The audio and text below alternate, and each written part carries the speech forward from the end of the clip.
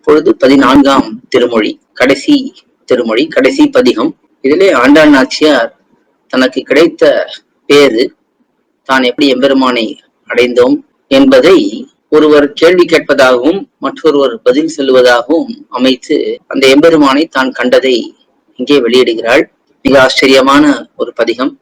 அப்படி எம்பெருமான் இவளுக்கு நன்றாக சேவை சாதிக்க இவளை ஏற்றுக்கொள்ள, அப்பொழுது இவளுக்கு ஏற்பட்ட நிலை எப்படி இருந்தது என்றால், இவளுக்கு ஏற்பட்ட துன்பம் ஒரு பக்கம் இருக்கு, இவளுக்கு கிடைத்த பலன் எம்பெருமான் நேரே தன்னை காட்டி கொடுத்தான்.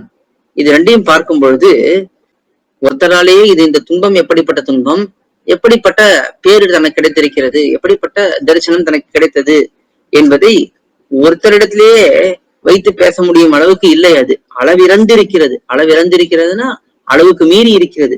அப்படி இருப்பதனாலே கோபிகைகள், அந்த கோபிகா ஸ்திரீகள், ஒருத்தி எம்பெருமானை எங்கேயாவது பார்த்தீர்களா என்று கேட்க, இன்னொரு பெண் விருந்தாவனத்திலே பார்த்தோம், இந்த ஆயர்பாடியிலே விருந்தாவனத்திலே பார்த்தோம் என்று சொல்லுகிறாள்.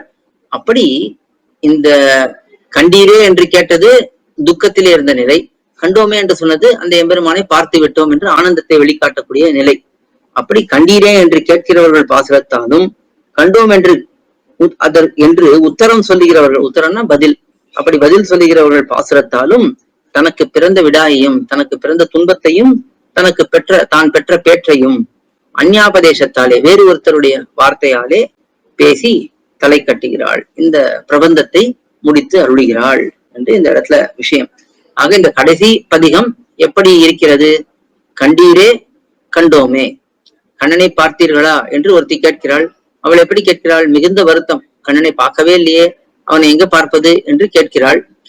இன்னொருத்தி சொல்லுகிறாள், விருந்தாவனத்தை கண்டோமே, ஒரு பாசுரத்திலே இருக்கு, விருந்தாவனத்திலே அந்த கண்ணனை பார்த்து விட்டோம் என்று சொல்லுவதனாலே அந்த துன்பத்தையும் இன்பத்தையும் ஒருத்தரிடத்திலே வைத்து காட்ட முடியாது என்பதனாலே அதை கோபிகைகள் பேசுவதை போல ஆண்டாள் நாச்சியார் அமைத்திருக்கிறாள்.